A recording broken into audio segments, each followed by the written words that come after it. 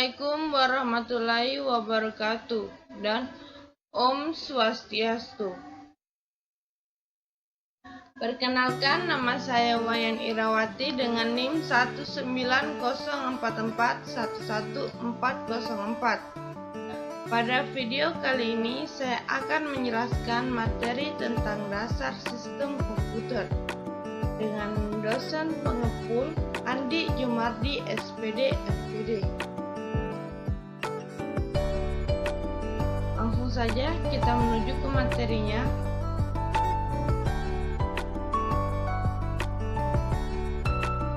What is that? Dasar komputer.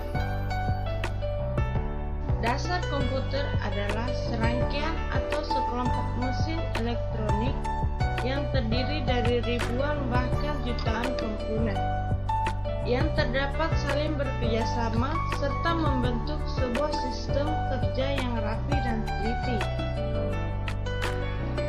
Sistem ini kemudian dapat digunakan untuk melaksanakan serangkaian pekerja secara otomatis berdasarkan urutan instruksi ataupun program yang diberikan kepadanya.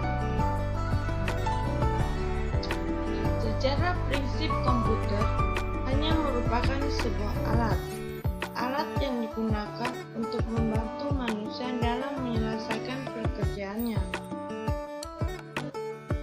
Untuk bisa bekerja, alat tersebut memerlukan adanya program dan manusia.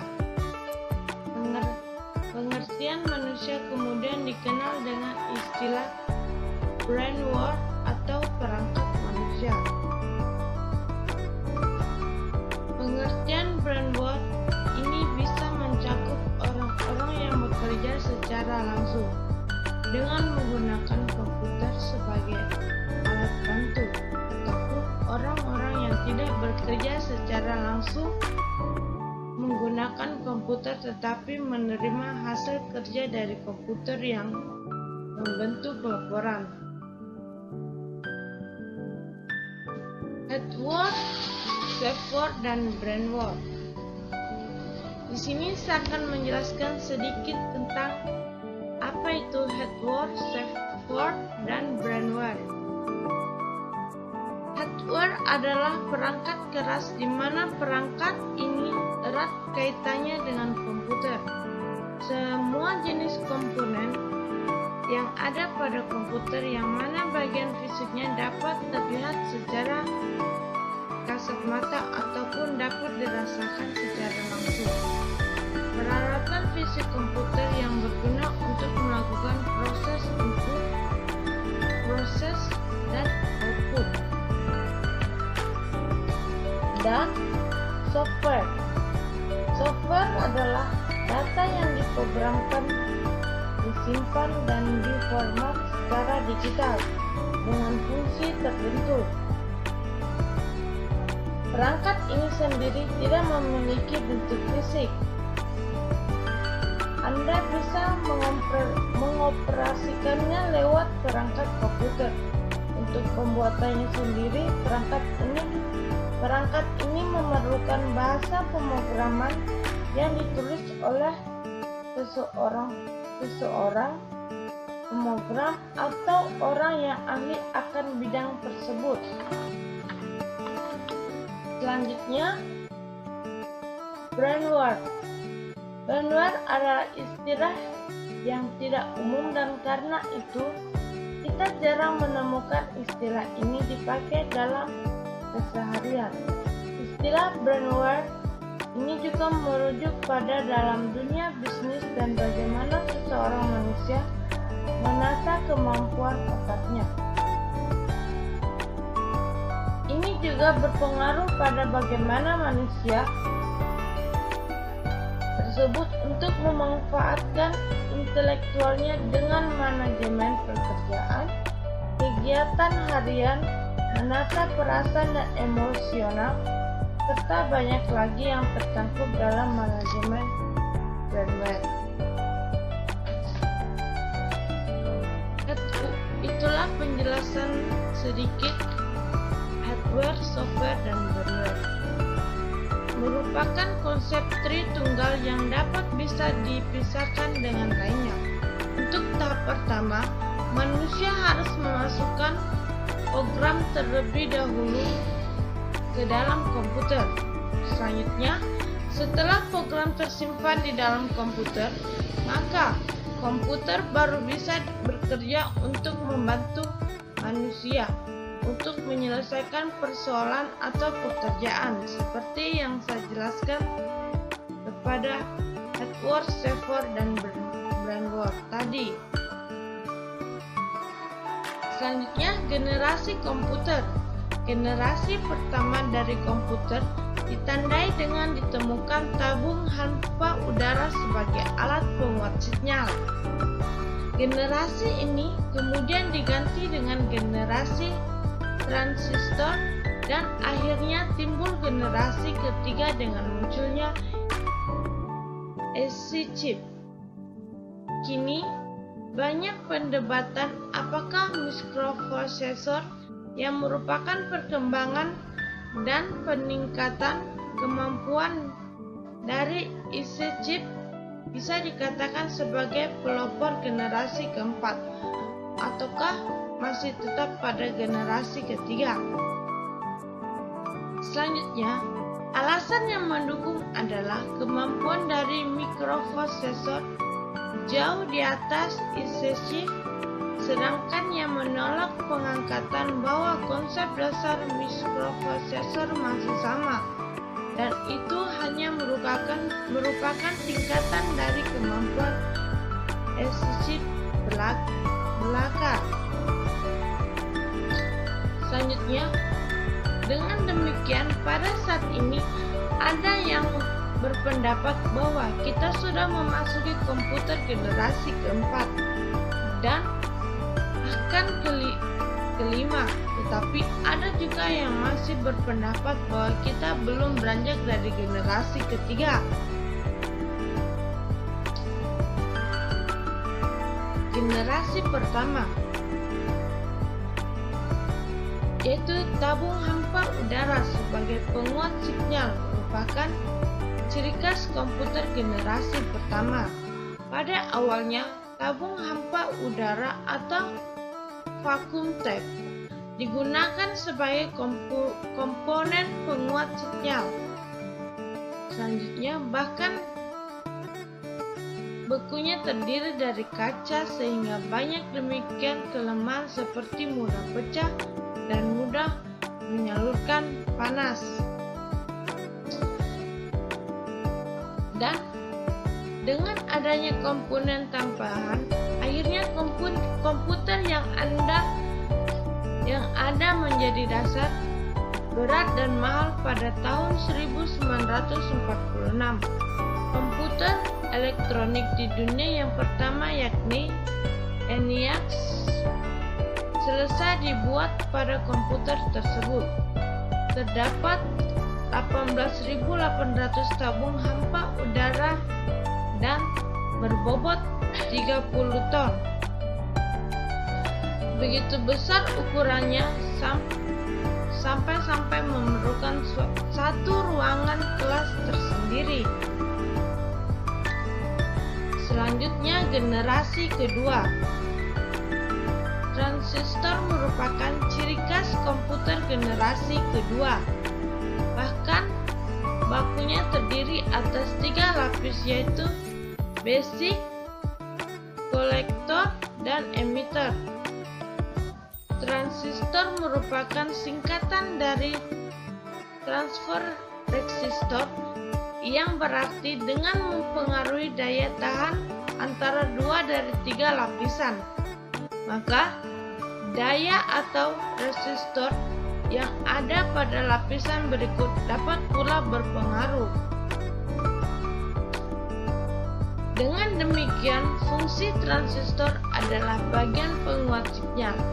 Sebagai komponen pada transistor mempunyai banyak keunggulan seperti misalnya tidak mudah pecah, tidak menyalurkan panas, dan dengan demikian komputer yang ada menjadi lebih kecindalan, lebih murah. Pada tahun 1960-an, IBM memperkembangkan komputer komersial yang bermanfaat transistor dan digunakan secara luas melalui Brander di pasaran komputer IBM 7090-an. Buatan Amerika Serikat merupakan salah satu komputer komersial yang memanfaatkan transistor.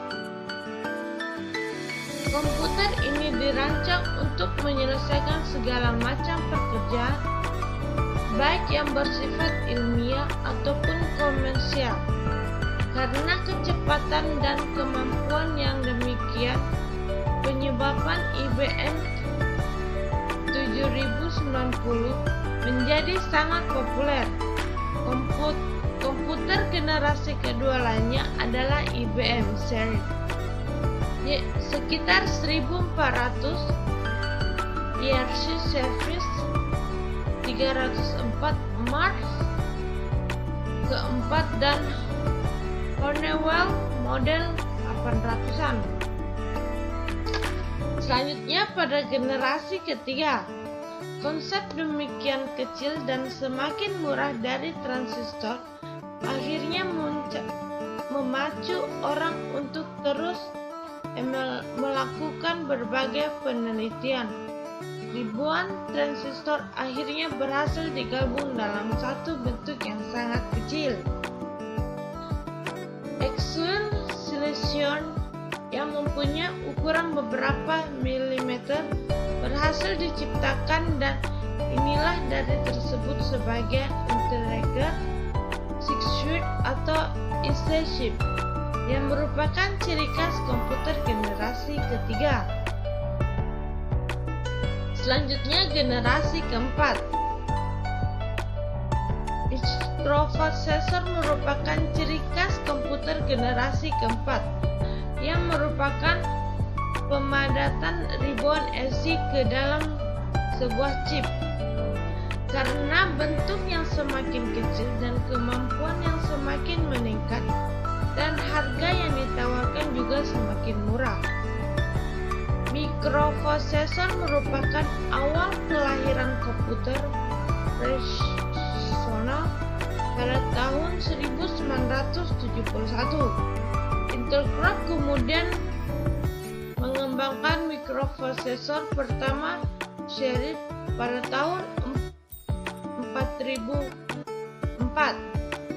IBM mulai mengeluarkan prosesor komputer sekitar tahun 1981.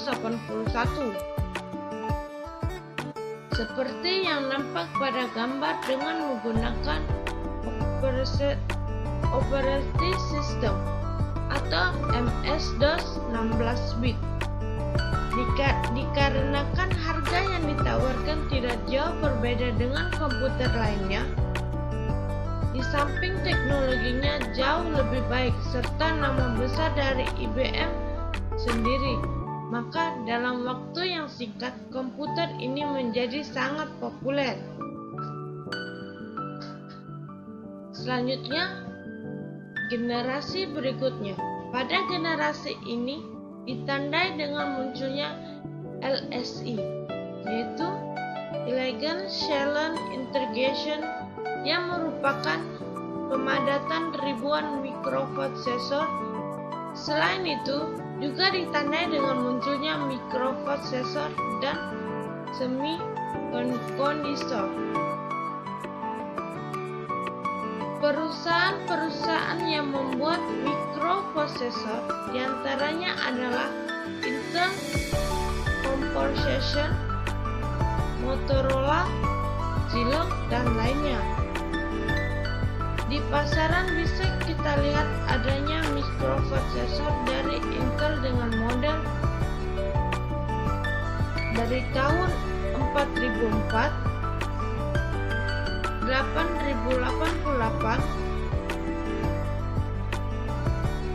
8286, 8386, 8486. dan retilum.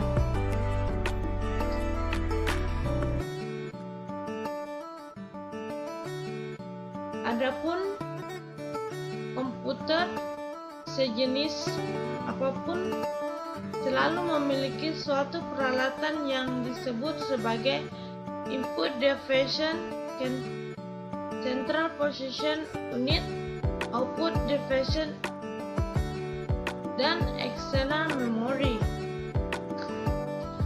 Selanjutnya, input deviation diartikan sebagai peralatan yang berfungsi untuk memasukkan data ke dalam komputer. Jenis input device yang dimiliki oleh komputer cukup banyak. Output deviation diartikan sebagai peralatan yang berfungsi untuk mengeluarkan hasil pemrosesan ataupun pengelolaan data yang berasal dari CPU ke dalam suatu media yang dapat dibaca oleh manusia ataupun dapat digunakan untuk menyimpan data hasil proses. Jenis output device yang memiliki oleh komputer cukup banyak. Selanjutnya, external memory diartikan sebagai memori yang berada di luar CPU. Juga disebut sebagai secondary stroke atau backing stroke yang berfungsi untuk menyimpan data dan program. Data program yang tersimpan di dalam external memory. Agar bisa berfungsi, data dan program tersebut harus dipindahkan terlebih dahulu ke dalam internal memory. Selanjutnya, CPU yang berfungsi sebagai pemegang kendali dari jalannya kegiatan komputer, atau bisa disebut sebagai otak dari komputer. Dalam bekerja, fungsi CPU terbagi menjadi internal memory, ALU atau arithmetic functional unit, dan control unit. Pengertian data dan informasi.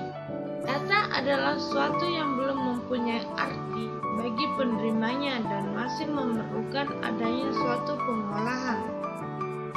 Data bisa berwujud suatu keadaan gambar, suatu huruf, angka, matematika, bahasa, ataupun simbol-simbol lainnya yang bisa kita gunakan sebagai bahan untuk melihat lingkungan objek.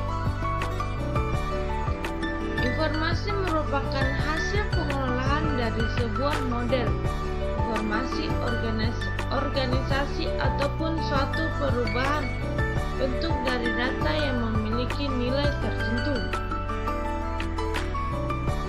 Selanjutnya, tracing penyajian data. Pengertian data yang diolah komputer secara penyajian dapat dibagi menjadi dalam beberapa, yaitu bit atau karakter. Yang kedua, byte, yang ketiga record, dan yang keempat file.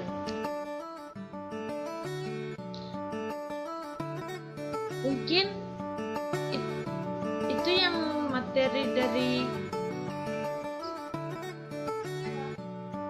materi tentang konsep dasar komputer. Saya ucapkan terima kasih dan saya akhiri. Assalamualaikum warahmatullahi wabarakatuh dan Om Santi Santi Santi Om.